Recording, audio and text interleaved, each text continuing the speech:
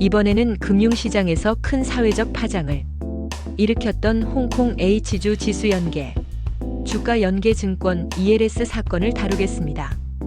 이 사건은 단순히 한 금융상품의 실패를 넘어 소비자 보호 금융회사 책임 제도 설계라는 중요한 주제를 우리에게 던져주었습니다.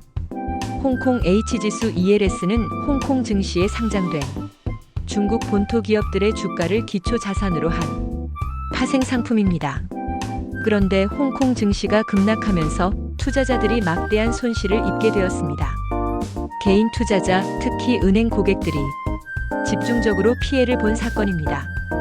화면에 보시는 그래프는 당시 판매되었던 ELS 수익 구조를 단순화해서 보이는 예시입니다.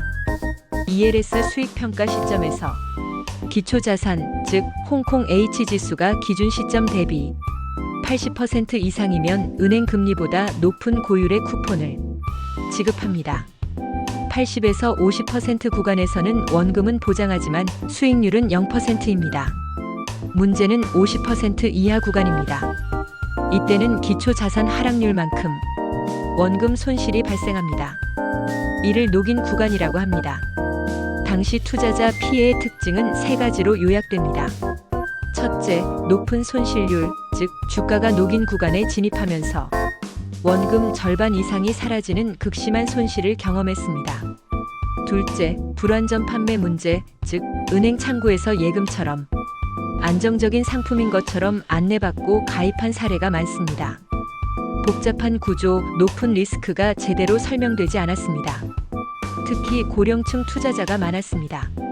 셋째, 재가입률의 역설로서 손실에도 불구하고 다수의 투자자가 ELS에 재가입했습니다. 이는 고수익 보장에 대한 잘못된 인식과 금융 문맹이 결합된 결과입니다. 결국 소비자는 큰 손실을 입었고 동시에 자기 책임론에 휘말린 구조적 피해자가 되었습니다. 당시 사건은 금융회사에도 큰 상처를 남겼습니다. ELS 판매의 대부분을 담당한 은행의 경우 판매 압박과 KPI 중심 영업으로 은행 직원들은 성과를 위해 고위험 상품을 무리하게 팔았습니다. 내부 통제 부실로 고객 적합성 검증, 계약서 보관, 사후 관리 모두 허술했습니다. 이후 금융감독원은 전면 조사에 착수했고 은행의 배상 기준을 마련했습니다. 불완전 판매 정도에 따라 배상 비율이 정해졌습니다. 은행은 단기적으로 배상 부담을 지게 되었고 장기적으로는 신뢰 손실이라는 더 큰 피해를 입었습니다. 그런데 당시 판매의 대부분을 맡았던 은행보다 증권회사의 피해 정도가 더 컸습니다. 홍콩 H지수 연계 ELS 사건에서 증권사들이 더 큰 손해를 본 이유는 단순히 소비자 배상 때문만은 아니고 상품 구조상 해지 손실이 직접적으로 발생했기 때문입니다. 정리하면 다음과 같습니다. 당시 증권사는 ELS 발행자였습니다. 고객이 은행 창구를 통해 ELS에 투자하면 실질적으로는 증권사가 파생 상품을 설계 발행하고 투자금을 받아 해지 거래를 수행합니다. 즉 증권사는 쿠폰을 지급할 의무를 지며 이를 위해 홍콩 H지수 선물, 옵션 등으로 해지 포지션을 구축합니다. 2023에서 2024년 홍콩 H지수가 큰 폭으로 하락하면서 증권사가 판매한 ELS의 조기 상환 가능성이 사라지며 장기간 만기까지 관리할 필요가 생겼습니다. 이때 주가가 녹인 근처까지 하락한 경우 해지 포지션의 손실이 발생합니다. 특히 변동성이 커지면서 옵션 가격이 급등해 해지 비용이 폭발적으로 증가했습니다.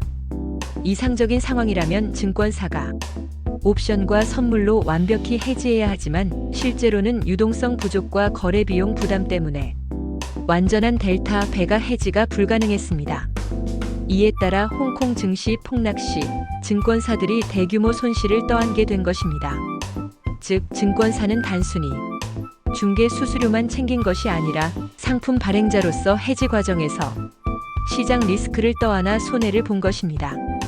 결론적으로 증권사가 더 큰 손해를 본 이유는 해지 손실, 불완전 판매 배상, 신뢰도 하락 때문입니다. 은행은 주로 판매 과정에 배상 부담이 컸던 반면 증권사는 시장 위험을 직접 떠안았기 때문에 손실 규모가 더 컸다는 차이가 있습니다. 한편 당시 피해를 본 금융 소비자들은 강하게 반발했습니다.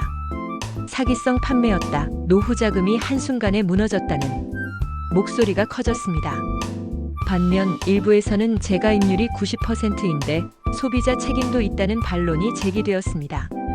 즉, 이 사건은 단순한 금융상품 분쟁을 넘어 금융 소비자 보호와 자기 책임 원칙 간 갈등으로 확산된 것입니다.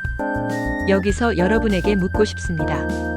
여러분은 앞서의 복잡한 설명을 얼마나 이해하셨나요? 여러분은 이렇게 너무 어려워서 이해도 하지 못하는 상품에 투자할 수 있을까요? 홍콩 H주 ELS 사건은 우리 금융제도에 여러 가지 과제를 던졌습니다. 첫째, 적합성, 설명 의무 강화, 즉 복잡한 파생 상품은 일반 소비자에게 판매하지 않거나 설명을 훨씬 강화해야 합니다. 둘째, 내부 통제와 인센티브 구조 개선, 즉 KPI 중심의 판매 경쟁이 아니라 고객 보호를 중시하는 평가 체계가 필요합니다. 셋째, 당국의 선제적 개입, 즉 사전 모니터링이 더 강화돼야 합니다. 홍콩 H주 ELS 사건은 우리에게 분명한 교훈을 줍니다. 금융 상품은 고수익, 고위험이라는 본질을 항상 동반합니다. 소비자는 상품 구조를 이해해야 하고 금융회사는 책임 있는 판매를 해야 하며 감독당국은 균형 있는 규제를 마련해야 합니다. 다시 말해 투자자 보호, 금융회사 신뢰, 제도적 균형 이 세 축이 맞물려야 금융시장이 건강하게 발전할 수 있습니다. 이 사건은 단순히 손실의 문제가 아니라 앞으로 우리 금융 시스템이 어떻게 투명성과 책임성을 높여나갈 것인지 묻고 있는 것입니다. 이번에는 홍콩 H주 ELS 사건의 구조와 피해, 그리고 우리 사회가 얻어야 할 교훈을 살펴봤습니다. 앞으로 이 사건을 계기로 불완전 판매 규제 강화, 금융교육 필요성 확대, 소비자 보호 제도의 진화로 이어져야 합니다. 이상입니다. 감사합니다.